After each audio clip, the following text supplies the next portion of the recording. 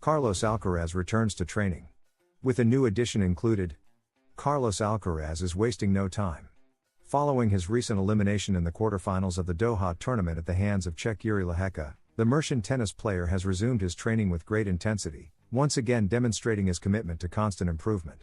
Despite the setback in Qatari lands, the young Spaniard has not given up and is already focusing on his next big challenge, defending his title at the Indian Wells Masters 1000, where he will attempt to retain the trophy and achieve a historic treble in the Californian desert.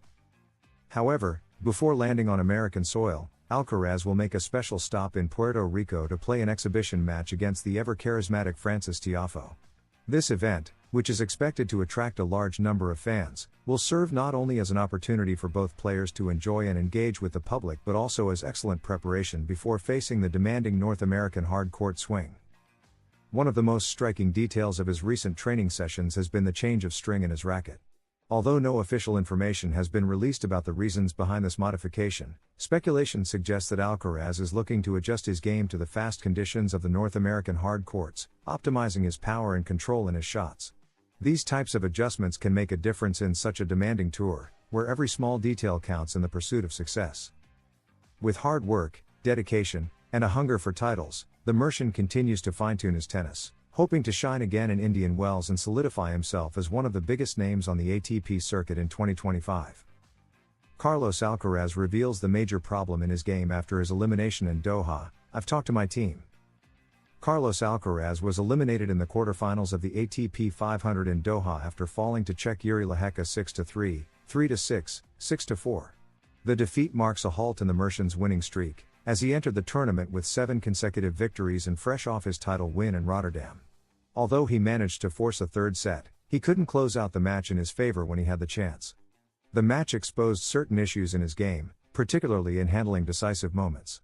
Alcaraz was up 4-2 in the final set, but his performance dipped in the last few games, allowing Lehecka to win 4 straight games and secure his place in the semifinals. The Spaniard struggled to maintain aggression in key points, which proved decisive in his elimination. After the match, Alcaraz admitted he found it difficult to explain the loss. "I've talked to my team, with my coach, and honestly, I don't know what I could have done better. Probably some serves or some points where maybe I didn't play well. Honestly, I don't know. It was a tough feeling." The Spanish tennis player did not place too much emphasis on the constant ball changes in the circuit, showing the mental strength he wants to impose on himself. Despite the setback in Doha, the Spaniard is already looking ahead to his next commitments. His next appearance will be an exhibition match against Frances Tiafoe in Puerto Rico on March 2, before tackling the Masters 1000 tour in the United States. In Indian Wells, he will try to defend his title, while in Miami, he aims to improve on last year's performance. Alcaraz's team will thoroughly analyze what happened in Doha to continue improving his game. Managing key moments and maintaining consistency throughout matches will be fundamental aspects to work on in order to remain among the best on the circuit and keep contending for major titles this season. A legendary tennis coach is amazed by Alcaraz's new serve. It's one of the reasons.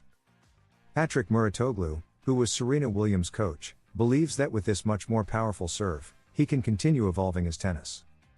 At the Australian Open, Carlos Alcaraz surprised everyone with a new serve, an innovative weapon that allowed him to rack up many aces. And legendary coach Patrick Mouratoglou, who has worked with tennis icons like Serena Williams, is amazed by the power the Mercian has achieved. Mouratoglou detailed how Alcaraz's serve works. "There is no muscle tension preventing his leg from going so far back and so high.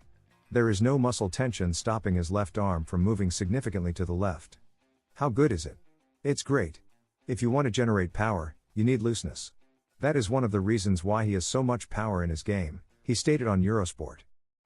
Carlos Alcaraz bid farewell to the Doha tournament in the quarterfinals after losing to Czech Jiří Lehecka.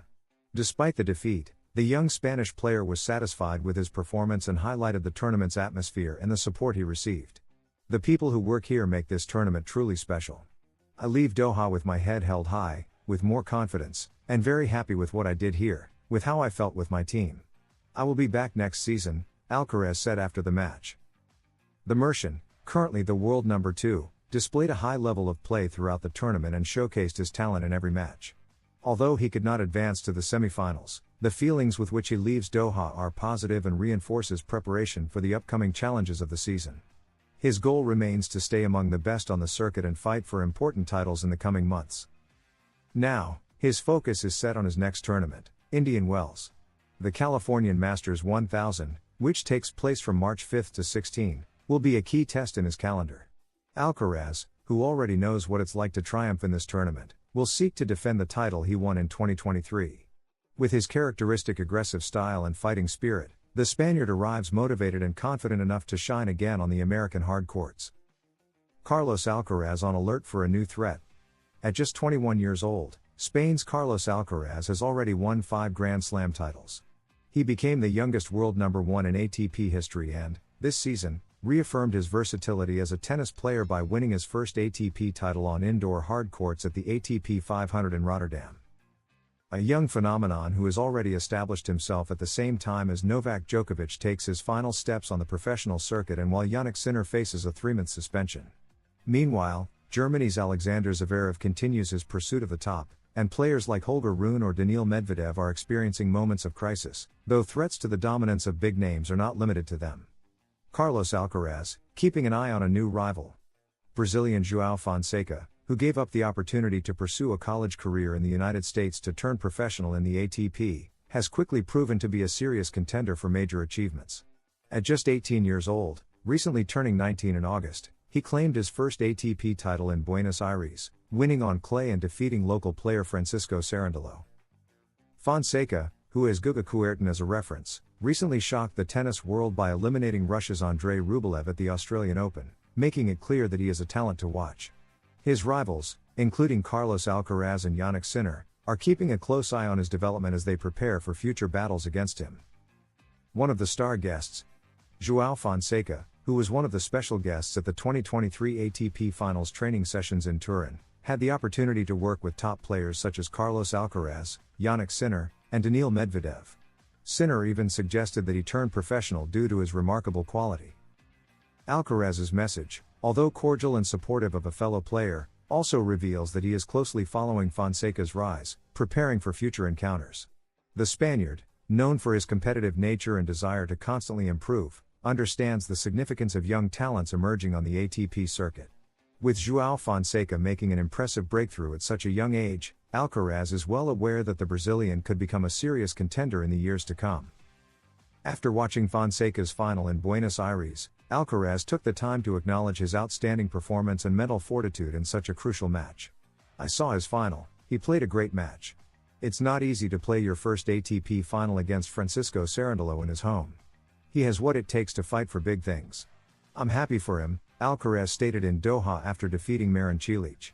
His words not only reflected admiration but also an understanding of how challenging it is for a young player to handle the pressure of a big final, especially in front of a hostile crowd.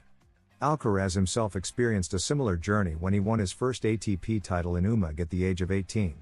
He knows how important it is to seize early opportunities and build confidence through victories. Fonseca's rapid rise, coupled with his fearless style of play, makes him a player to watch, and Alcaraz will surely be prepared for any future battles between them. As the tennis world shifts towards a new era, rivalries like these could shape the sport's future, providing thrilling matchups for years to come.